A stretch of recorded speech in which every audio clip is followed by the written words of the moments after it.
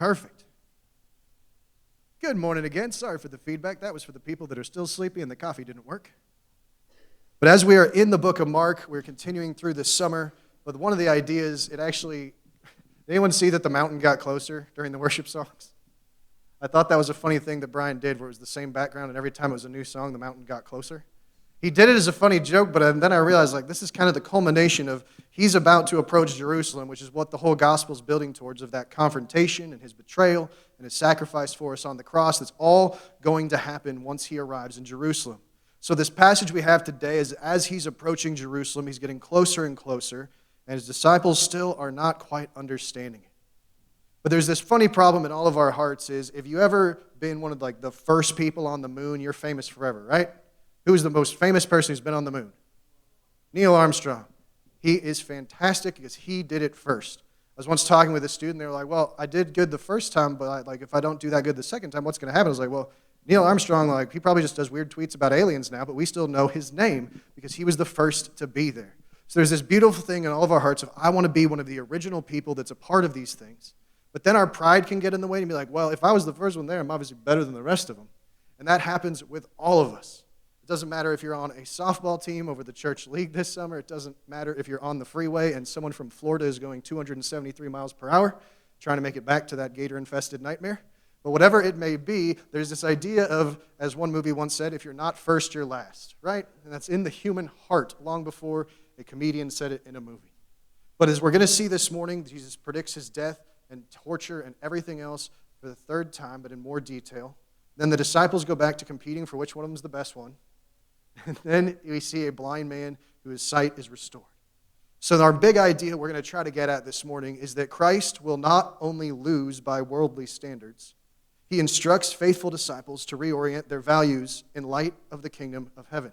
And obviously, the story continues and he comes back. But the idea of losing is what we have to start with this morning. So let's go into the text in Mark chapter 10, verse 32.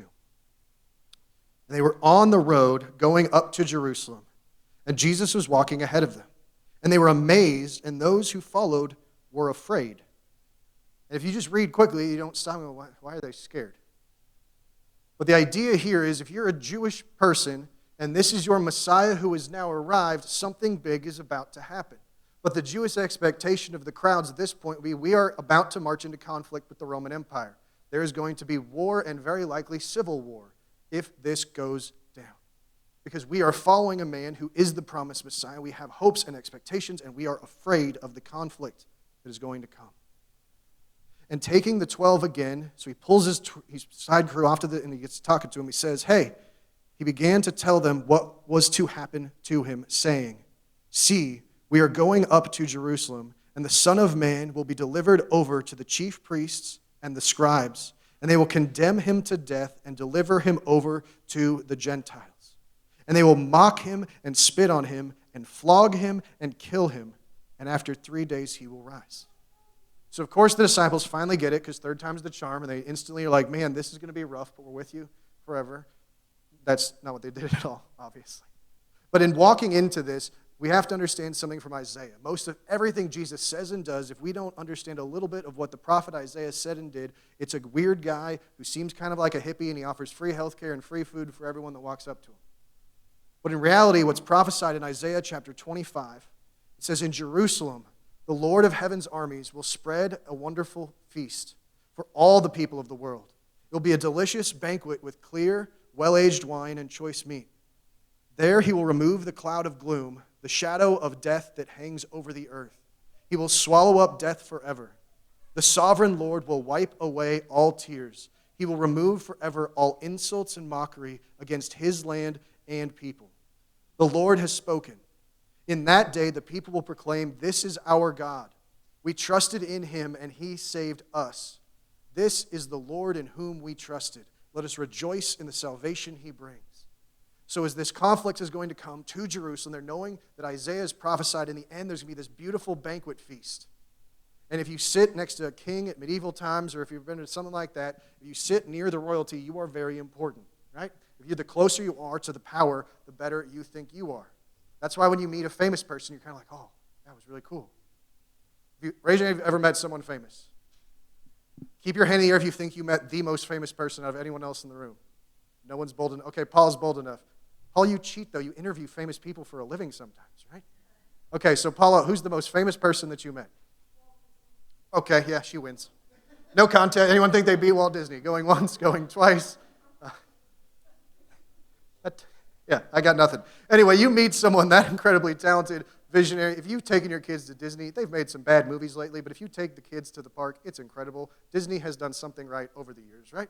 So meeting someone that incredibly famous, sometimes you can be kind of in awe and like, if I can just have my picture taken with them, then that's great. That's why when the nerds go to Comic-Con and that kind of thing, they pay like $200 to take a picture with Mark Hamill. They're like, man, that was so worth it because I'm with him. I'm by his side. So we still have that ideology today, and the disciples are no different. So Jesus is once again foretold, I am going to lose terribly. Every earthly standard you expect me to win in is the opposite going to happen. The Pharisees are going to win. They are going to hand me over to the Roman Empire, and I'm going to be killed. But I'm coming back in 3 days. So the disciples, of course, it's James and John, the sons of Zebedee. And if you remember back, there's that famous scene we talked about a couple weeks ago, the Mount of Transfiguration, where they saw incredible things, but it was just Peter, James, and John. So James and John are siblings, and they're going to be like, we're going to outsmart Peter and ditch him for this one, guys. We are going to be so much better than all the other disciples. So they came up to him and said to him, Teacher, we want you to do for us whatever we ask of you. I'm about to die. Horrible death. Okay, cool. Can we have stuff? Have you ever talked to a loved one that's much older than you as a child? And you're like, when you die, can I have that? Only me? Okay, only sinner in the room. I stopped doing it about, hopefully, 25 years ago. But as little kids, you see something so an older member of your family has, you're like, hey, when you die, I want that. That's nice. Can I have it? I think in my wife's family, they're still fighting over a kitchen table. There's conflict over a chest. Oh, it's her table. Okay. I don't get involved. I'm just reporting back. But there's this idea that, hey, I'm going to die, and then what do? We just want their stuff. And so within this, Jesus, give us whatever we want. Does that sound good? We'd love that. And he said to them, what do you want for me to do for you? Or what do you want me to do for you? And they said to him, grant us to sit, one at your right hand and one at your left in your glory. So when this feast that Isaiah prophesied happens, we want to be on your left and your right, enjoying the spoils of war, kicking back and high-fiving one another.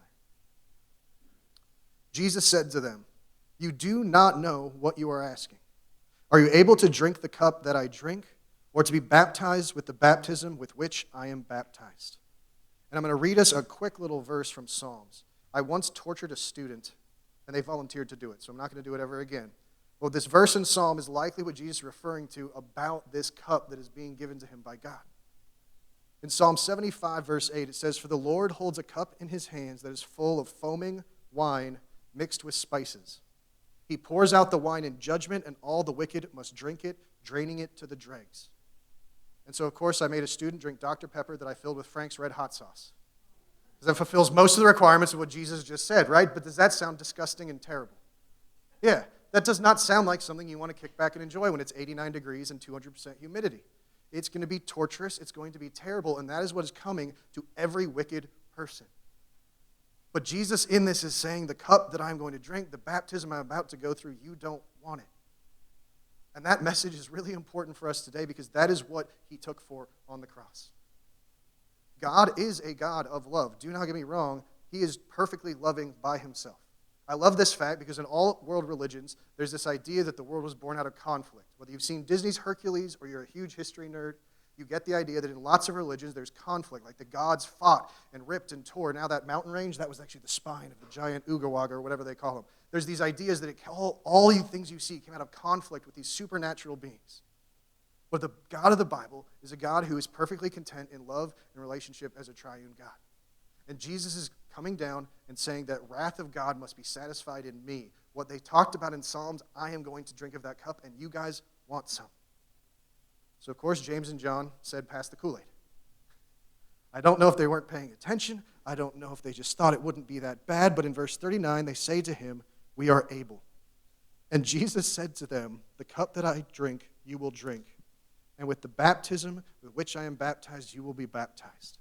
But to sit at my right hand or my left is not mine to grant, for it is for those with whom it has been prepared. So like I said, they said, pass the Kool-Aid. That sounds great. That foaming Dr. Pepper filled with Frank's Red Hot Sauce, we would love some. We can handle it. We're tough enough. We're going to be the best ones out of the 12, taking the 2 places of honor at that feast. And so Jesus says it's going to happen. In verse 41, he goes on. But before we get there, he says, but it's for those for whom it has been prepared. That means Jesus is saying, God the Father is not going to play favorites with who gets to sit at my side based on what you do for me on earth. He is good and he is right. There's this thing that we run into in the Bible, every single one of us. If you read the pages of the Bible and you read more than 20 minutes and you could walk away saying nothing in there convicted me or challenged me to live differently, I will say you were not paying attention. It can be comforting in the Psalms. It can be all sorts of things. But if you read the things that Scripture tells us, it is going to offend you personally. And some people come up to that offense and say, I can't follow a God who does X, Y, or Z. And that's the problem with all of our hearts. Even if you're a believer, you can still walk through the pages of Scripture and say, hey, I really should definitely live differently, but it's not that big a deal, and the best lie we tell ourselves is, it's not hurting anybody but me. Anybody think that ever in your life? Well, Jesus says don't do it. I know it's better for me not to, but I kind of like it, and I think I know better. And so Jesus is pointing out that God is the one calling us to obedience in him. And when the 10 heard it, they took offense. They became indignant at James and John. And Jesus called them to him and said to them, you know that those who are considered rulers of the Gentiles lord it over them, and their great ones exercise authority over them. But it shall not be so among you.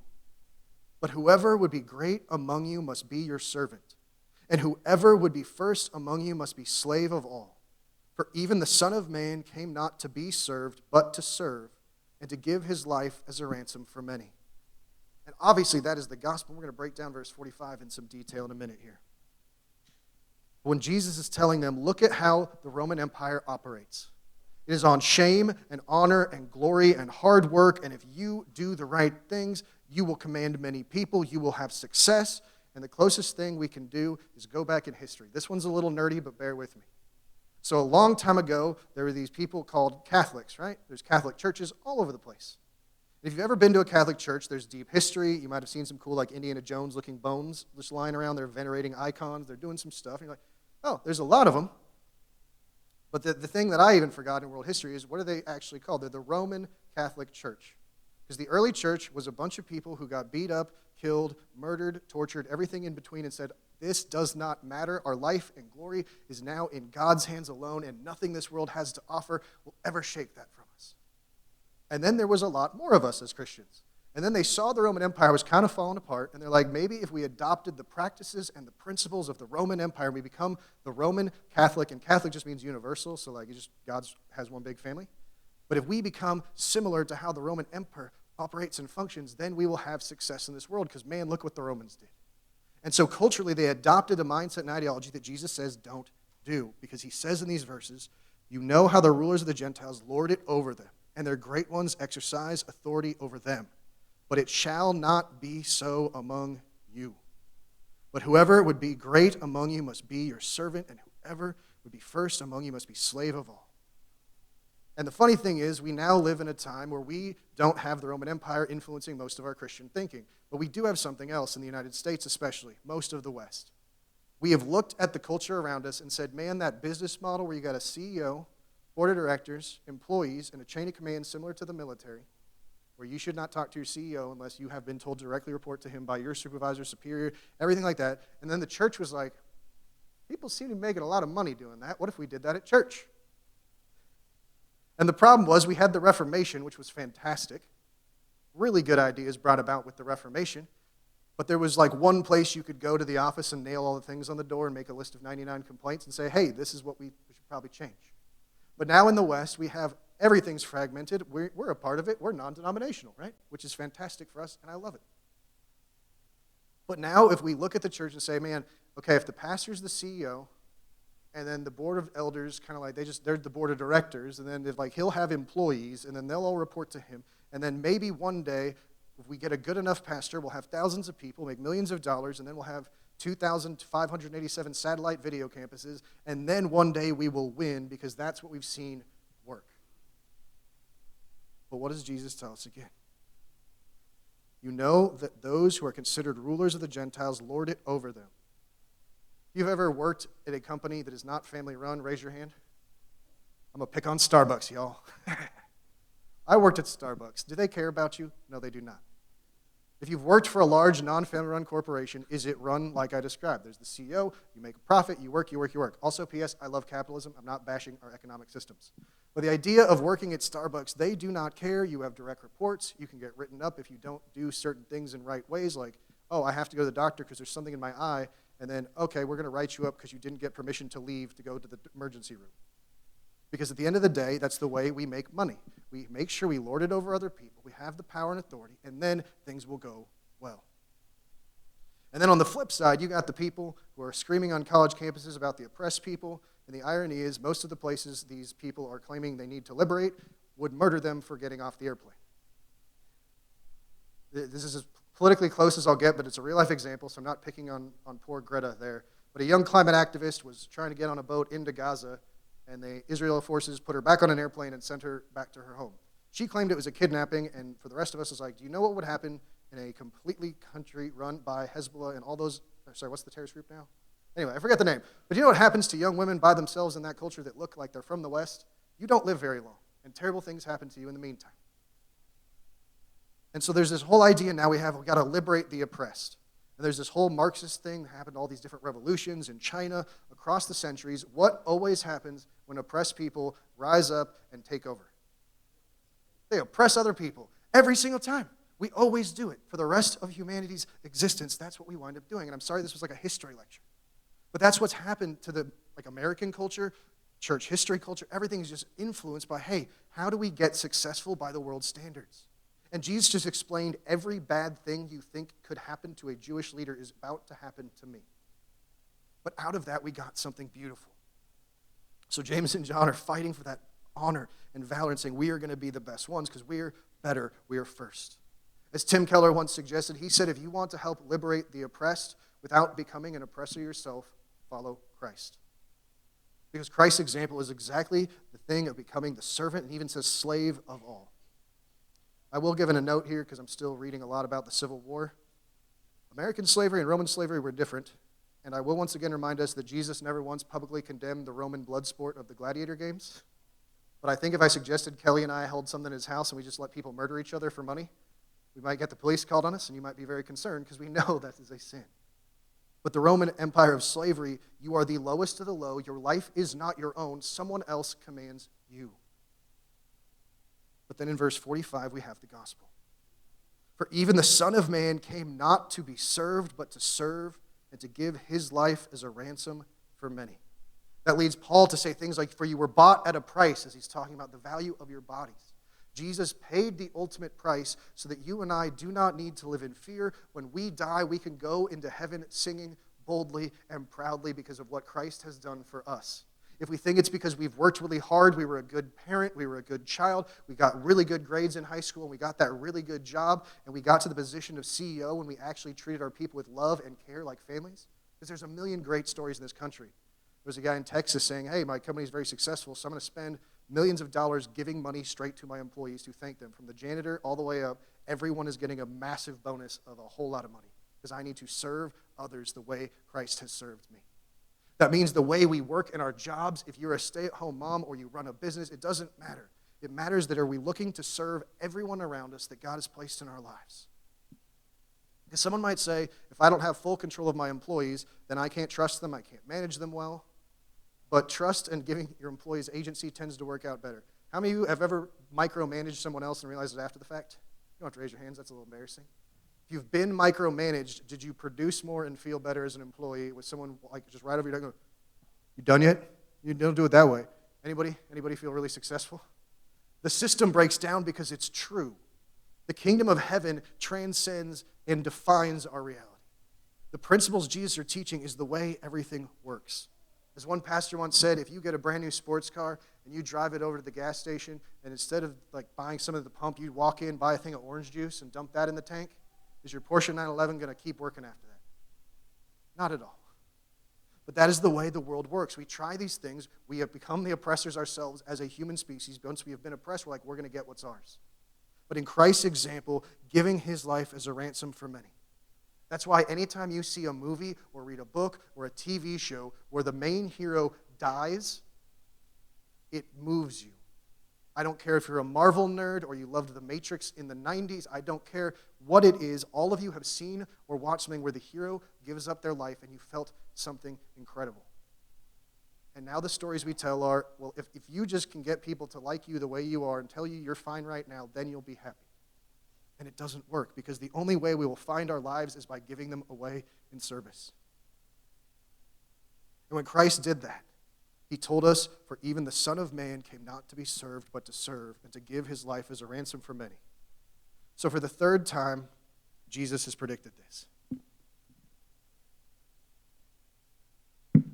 Pardon my lack of hands. I need a third one. It'd be real easy. But one of the kings of Israel was Saul. Saul was the first king of Israel. We're not going to recapture the entire story, but he did some silly things.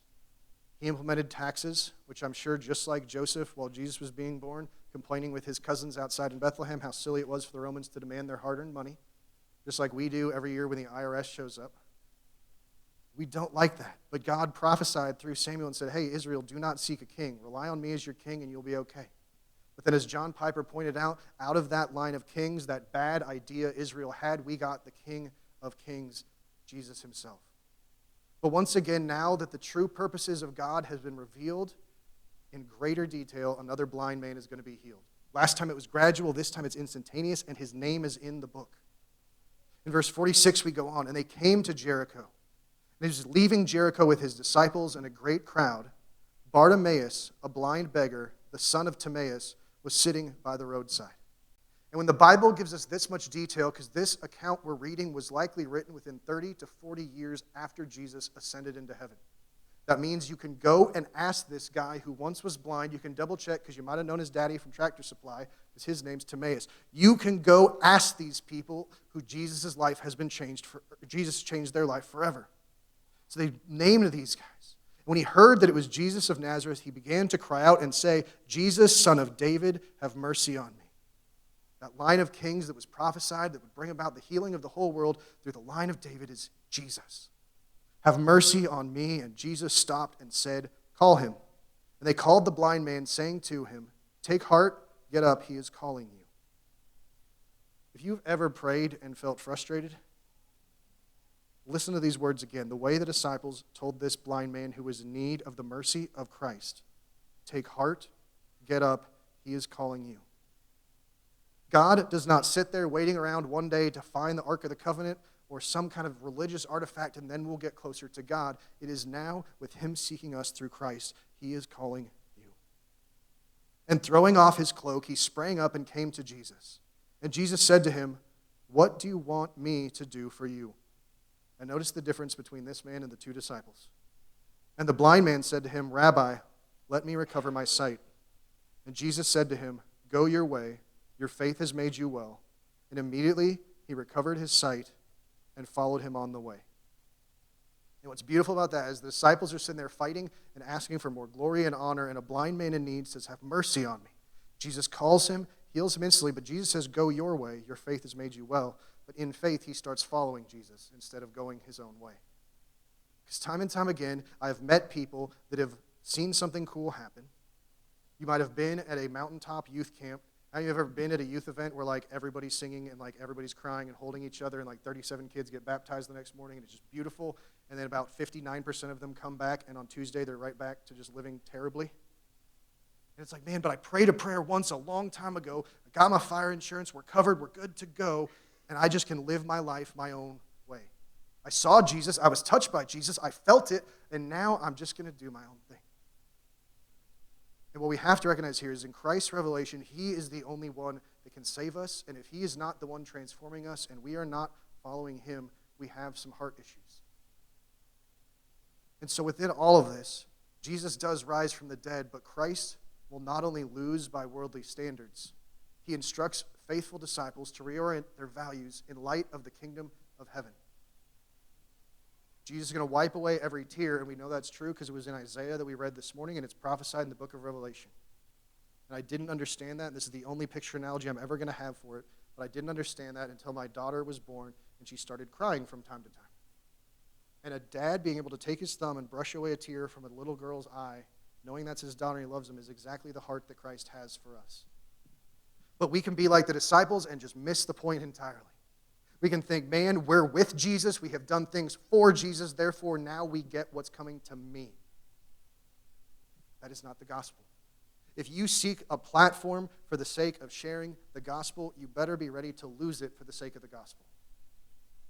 And by our worldly standards, being on the wrong side of history, all these other claims, the question we have to ask ourselves is, if Jesus is calling and saying, here's how to live, here's how to be, here's how to do it the right way, are we embarrassed of that? Are we like the disciples thinking, hey, I can get something for myself in this and my life will be better? If I take this vitamin supplement, then I'll be stronger and better looking, and then one day someone will love me. Or we can be like the blind man who says, I have nothing.